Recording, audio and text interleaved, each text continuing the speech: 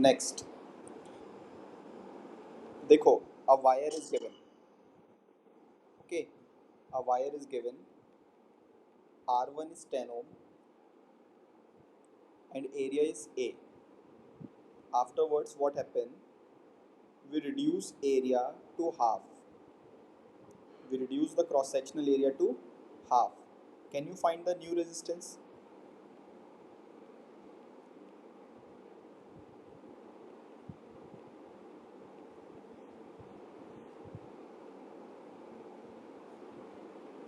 Find new resistance. ठीक है. अब क्लास देखो, इसमें भी कितनी पॉसिबिलिटीज हो सकती है. इसमें दो पॉसिबिलिटीज हो सकती हैं. मेरी बात समझ रहे हो? इसमें भी हमारी कितनी पॉसिबिलिटीज हो सकती हैं? दो. कि जब हम एरिया को चेंज कर रहे हैं, लेंथ रिमेन कांस्टेंट. और सेकंड क्या हो सकती है कि लेंथ इज आल्सो चेंजिंग. तो अगर हम इसको करते हैं सॉल्व, तो इसमें हम दो पॉसिबिलिटी के साथ सॉल्व कर सकते हैं.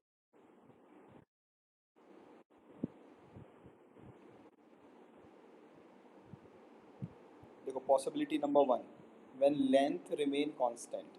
अगर लेंथ कांस्टेंट रहेगा तो R is inversely proportional to A. So R two upon R one. ये डायरेक्टली है कि इनवर्सली है क्लास, ये रिलेशन? इनवर्सली. इनवर्सली का मतलब टू के सामने क्या आएगा? वन. Very good. टू के सामने वन आएगा और वन के सामने टू आएगा. What is a one? One and half. So R2 will be 2 times of R1. What does it mean? R2 हो जाएगा हमारा 20 ओम. करेक्ट. अब सेकंड पॉसिबिलिटी क्या है? Length is not constant. अब लेंथ कांस्टेंट नहीं है तो हम लिखेंगे R equals rho L upon A. L से मल्टीप्लाई, एल से डिवाइड. बल्कि एल से नहीं, एरिया से करेंगे. एरिया से मल्टीप्लाई करो दिस टाइम, एरिया से डिवाइड करो. सो रो एल इंटू ए क्या होगा क्लास? वॉल्यूम. अब देखो, ये और ये दोनों क्या है हमारे? कांस्टेंट है. तो R is inversely proportional to area के एरिया स्क्वायर.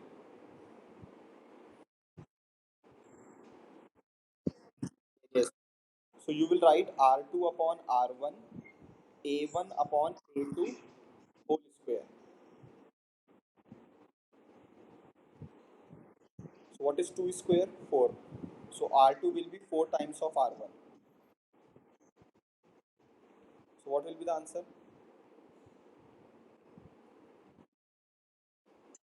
40 ohm. तो क्लास इसमें भी हमने दो चीज़ें पढ़ी. What is the first one? When L is constant, R is inversely proportional to A. Or we can say further one more thing, that R is inversely proportional to, चलो वो भी मैं बाद में बताता हूँ. Wait. Second one, what is second one? When L is not constant, then R is inversely proportional to area. ठीक है. अब देखो, मान लो इस तरह से वायर है हमारे पास. ठीक है. अब इस वायर का जो एरिया ऑफ क्रॉस सेक्शन है वो तो पाई आर स्क्वायर होगा, सर्कुलर है. ठीक. तो यहाँ मैं R is inversely proportional to pi R square लिख सकता हूँ ना. So we can say R is directly proportional to R square और inversely proportional to R square. ठीक है. तो कभी कभार न्यूमेरिकल रेडियस के टर्म्स में आ सकता है. किसके टर्म्स में आ सकता है? रेडियस. अच्छा, वायर का क्रॉस सेक्शनल एरिया स्क्वायर हो, ऐसा वायर हो, having square area of cross section,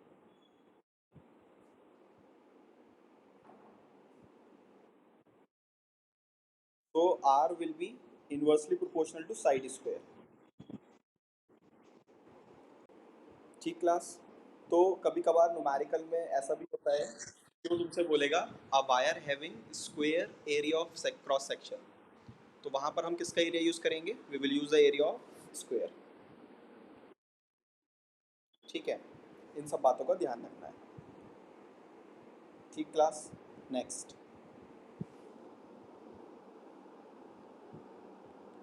find percentage change in resistance such that length of the wire is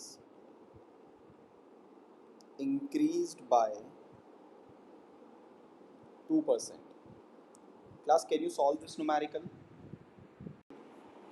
Any information is given about area? No. So you will consider R is proportional to L or L square? L square. You can write percentage change in R equals, ये power आगे आ जाएगा, two percentage change in length. याद करो, ऐसा हमने 11th में किया है। याद है जब हमने एरर पढ़ा था चैप्टर, एरर एंड मेजरमेंट, वहाँ पर जब हम परसेंटेज एरर निकालते थे तो पावर किधर आ जाती है, आगे आ जाती है। ठीक है, तो हम लोग क्या करेंगे, इस पावर को उसी तरह से आगे ले आएंगे। And what you like, percentage change in L, so that is percentage change in R. And what is percentage change in L?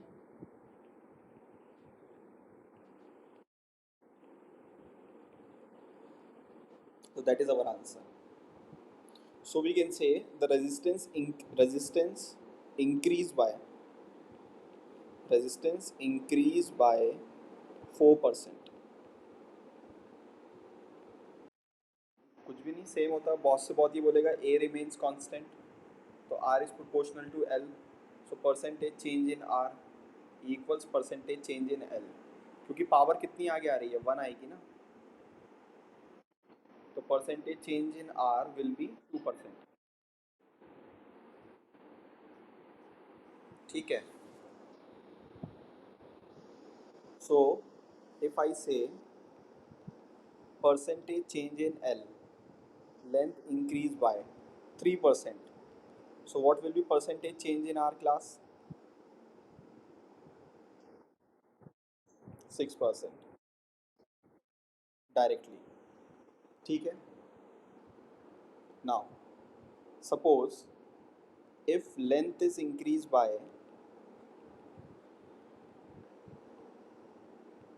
if length is increased by 50%, find percentage change in resistance. So class, what will be the, हाँ हाँ, अब ये वाली technique जो भी हमने ऊपर सीखी है ना क्लास, इसको यूज़ नहीं कर सकते यहाँ पर।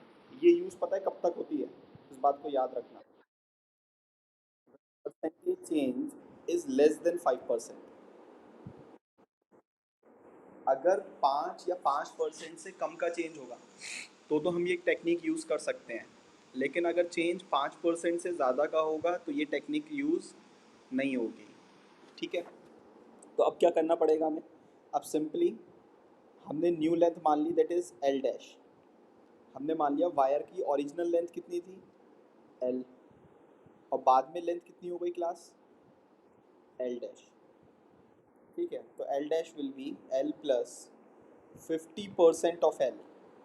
ये समझ रहे हो मैं क्या लिख रहा हूँ, पहले कितनी थी लेंथ, एल, अब कितनी इंक्रीज हो गई क्लास, इंक्रीज बाय 50%, किसका, एल का। So L dash will be, इसको कैंसिल करोगे इट विल बी 3L/2। अब बताओ, मैं आर प्रोपोर्शनल एल स्क्वायर लिखूंगा ना, no information about area, so R2/R1 equals L2/L1 का whole square. What is L2, L dash, and what is L1, so what is 3 square, 9, 2 square 4, correct. तो अब हम लोग लिख सकते हैं R2/R1, दोनों तरफ -1 कर लो। ऐसा क्यों कर रहा हूँ मैं class, what is the meaning of percentage change, what is the meaning of percentage R, delta R upon R into 100. What is the meaning of delta R? R2 minus R1. ठीक है, मुझे ऐसी फॉर्म में convert करना है. अब देखो, अगर मैं दोनों तरफ -1 कर दूंगा, सो R2 minus R1 upon R1, so it will be 5/4. So that is delta R upon R1, 5/4. Now we want delta R upon R multiplied by,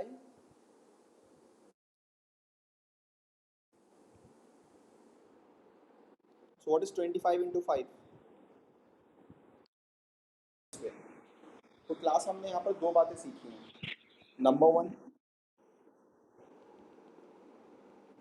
if percentage change in length is less than equal to 5%, then percentage change in R will be 2 times percentage change in L. और हमने second क्या सीखा है? if percentage change in L is more than 5%, then percentage change in R will be L2 upon L1 whole square minus 1 into 100. अगर तुम ध्यान से देखो, यही किया है हमने. पहले याद करो, L2 upon L1 कितना आया था? 5/3, सॉरी 3/2. फिर हमने इसका स्क्वायर किया था, कितना आया था? 9/4. फिर हमने -1 किया था, कितना आया था? 5/4. फिर मल्टीप्लाइड बाई 100 किया था, तो कितना आया था? 125. देखो, L dash will be L plus 25/100 L. So it will be L plus L upon 4, that is 5L upon 4. So R2 upon R1, L2 upon L1 का square. So it is 5L upon 4. And what is L1? L whole square. So I think it is 25/16. So R2 upon R1 minus 1. 25/16 minus 1. So what you will get? 9/16.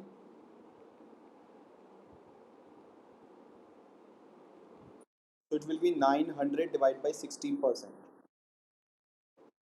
Class, you are getting this thing? देखो class, resistance का formula कितना था? Rho L upon A. यहाँ से resistivity कितनी आएगी? R A upon L. ठीक है. अब अगर मैं यहाँ पर एक ऐसा कंडक्टर कंसीडर कर लूँ, अगर हम एक ऐसा कंडक्टर कंसीडर करें जिसका एरिया कितना हो? 1 यूनिट, लाइक 1 मीटर स्क्वायर, और जिसका लेंथ भी कितना हो? 1 यूनिट, लाइक 1 मीटर. तो ये जो रेजिस्टेंस ऑफर करेगा वही रेजिस्टिविटी के बराबर होगा. क्यों? क्योंकि एरिया भी 1 होगा और लेंथ भी 1 होगा. तो रेजिस्टिविटी किसके बराबर आ जाएगा? रेजिस्टेंस के बराबर आ जाएगा. तो हम बोल सकते हैं कि resistivity is the resistance offered by a conductor of, या by a substance, by a material of unit length and unit area of cross section. ठीक है. या फॉर एग्जांपल मैं अगर एक क्यूब बना लूँ, अगर मैं क्यूब को कंसीडर करूँ, ठीक. अब इस क्यूब को देखो, अगर इस क्यूब का सारी साइड 1 मीटर की हो, इसकी लेंथ, विड्थ, हाइट, तो इसका कोई भी अगर मैं एरिया कंसीडर करूँ, तो एरिया का वैल्यू कितना होगा? 1 मीटर स्क्वायर. और इसकी लेंथ भी कितनी होगी?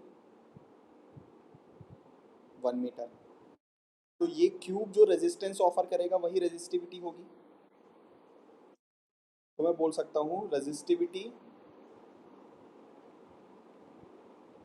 Is equal to resistance offered by a unit cube, by a unit cube. अब ये यूनिट क्यूब क्या होता है वो तुम्हें समझ में आ गया होगा. ठीक है. रेजिस्टिविटी के बारे में एक चीज़ और याद रखनी है कि रेजिस्टिविटी दो ही पैरामीटर पे डिपेंड करती है, एक टेम्परेचर पर करती है और एक नेचर ऑफ द मटेरियल पर करती है। ये लेंथ और एरिया पे डिपेंड नहीं करती है। ठीक है, तो अगर मैं किसी वायर को कंप्रेस करूं या स्ट्रेच करूं और उसकी लेंथ को चेंज करूं और उसके एरिया को चेंज करूं, तो रेजिस्टिविटी में कोई चेंज नहीं आएगा। तो जो मैंने पुराने जितने भी तुम्हें न्यूमेरिकल कर रहे हैं उनमें अगर वो रेजिस्टिविटी के बारे में पूछता, फाइंड न्यू रेजिस्टिविटी, तो आंसर क्या होगा? No change.